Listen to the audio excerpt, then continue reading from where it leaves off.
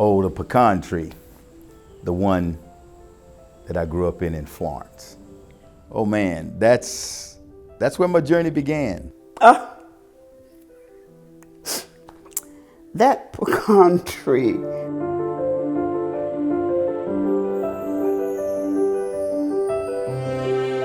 Growing up, Jonathan was, I would say, at one point in time, a typical child.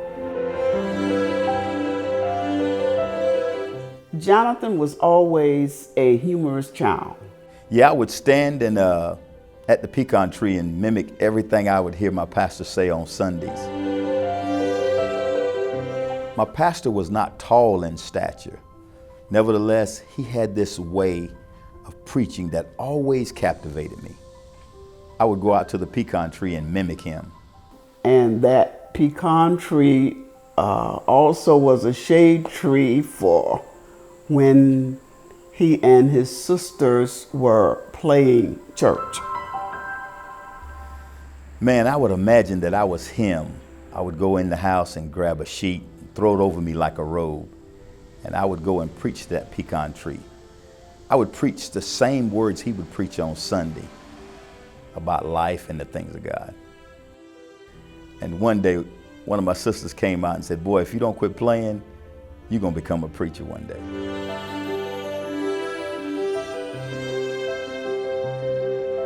So the first time I met Jonathan Briggs, there was not love at first sight.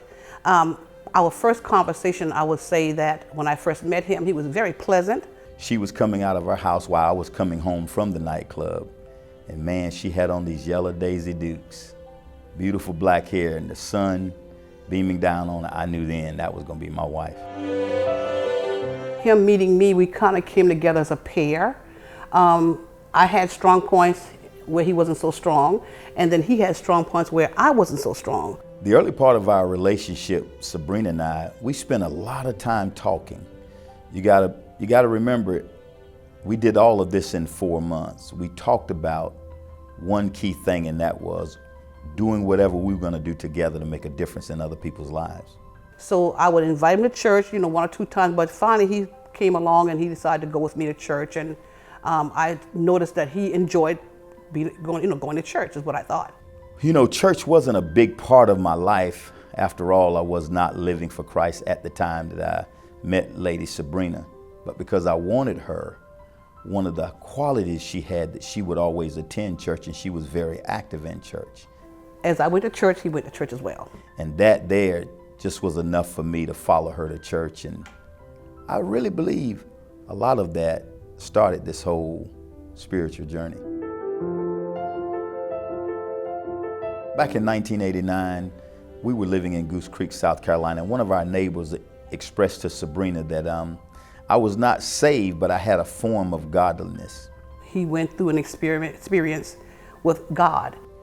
1990, we had a tragedy. Lady Sabrina and she was pregnant with triplets. We lost 2 of our babies, and my real full commitment was she being in one hospital, and my baby, who's here with us today, was in another hospital, but both fighting for their lives. And the covenant I made with God was, if he would give me my wife and my baby that's fighting for their lives, I would tell everybody about his power. I would demonstrate his word. I would live a life that would draw people to him.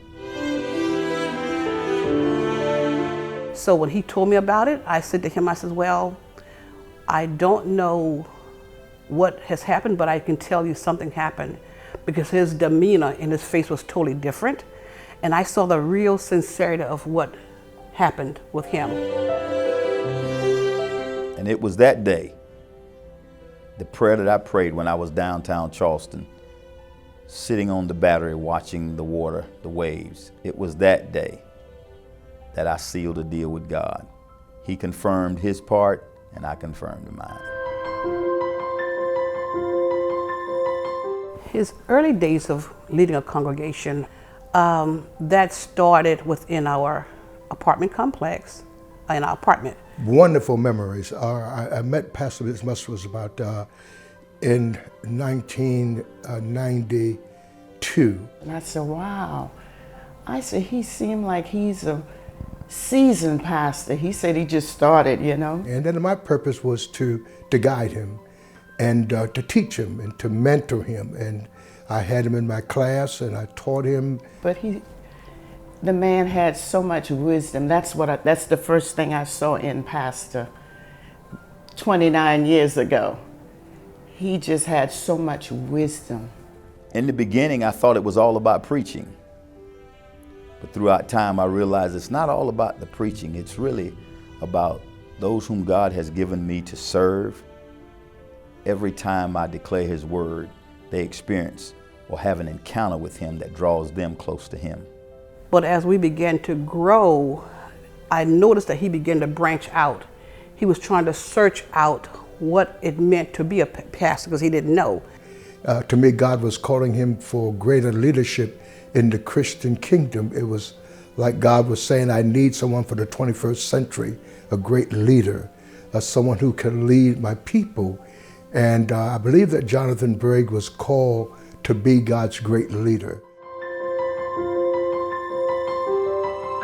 He was preparing himself to go to work one Monday morning, and he saw this man on TV as he came downstairs to prepare to go out the door that caught his attention. And the man at the time was Dr. Ivy Hilliard of Houston, Texas. It was July 15, 1997 when I met my spiritual father, Apostle Ivy Hilliard. I'll never forget it. I met him in his office in Houston, Texas. And he was the first at that time. That first conversation was, son, you're a man of God. God's got His hands on you.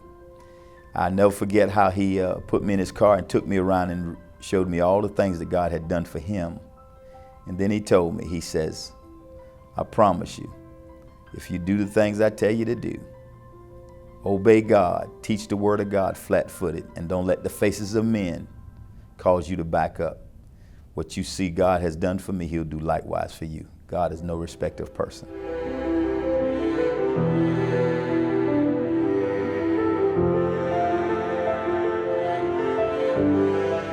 Oh man, I'm excited about the elevation, what's taking place in my life, but most of all, I'm excited about what's taking place in the lives of the partners and members of Truth and Fellowship Global Outreach Ministry, better known as The Truth. God is up to something amazing, and I look forward to seeing it happen in the lives of His people. And I knew that this day would come because God had put that sort of mark on him, that he would be a great pastor, a great leader in the 21st century church. People ask me sometime, what does the office of bishop mean to you? And I've come to understand that God has watched my faithfulness serving the people, which I will continue to do. But He says, now I can elevate you to serve my leaders. And so that, I believe, is the next level, next dimension, as I step into the office of bishop. I would say he's going to be a great bishop because he's a great pastor. The same compassion that he has for his members, he's going to have the same compassion for the pastors that God will bring under his leadership. Those pastors will be truly blessed that would come under his leadership. The future looks great. Looks great. Wow, man, it's amazing. My life started preaching to a pecan tree. And mind you, that tree did bear pecans every year. But God has elevated me. Now I can share, minister, and preach and teach to His people. And I'm watching them bear the fruit in their lives. It's amazing.